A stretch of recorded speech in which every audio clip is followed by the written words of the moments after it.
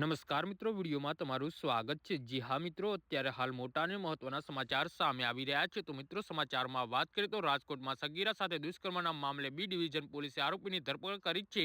પોલીસે શ્રીનિવાસ યમગર નામના શખ્સની ધરપકડ કરી છે। શહેરના ઉપલા કાંઠા વિસ્તારમાં રહેતી બાળકી જેને મામા કહેતી હતી તે શખ્સે બાળકીને રૂમમાં પૂરી ભીષમ વિડીયો બતાવી તેની સાથે દુષ્કર્મ આચર્યું હતું। બાળકીના ગુપ્તાંગમાં દુખાવો ઉપડતા તબીબી તપાસમાં નરાધમનો પાપનો ભાંડો ફૂટ્યો હતો। જી હા મિત્રો, અત્યારે હાલ મોટા અને મહત્વના સમાચાર સામે આવી રહ્યા છે। તો બાળકી સાથે અવારનવાર કૃત્ય કર્યાનું પણ તપાસમાં ખુલ્યું હતું। શ્રીનિવાસ યમગર મંગેતર સાથે વાત કરવાના બહાને બાળકીના ઘરે જતો હતો। 3 મહિનાથી નિયમિત જતો હતો અને સાસવારે બાળકી સાથે અત્યાચાર ગુજારતો હતો। જી હા મિત્રો, અત્યારે હાલ મોટા અને મહત્વના સમાચાર સામે આવી રહ્યા છે।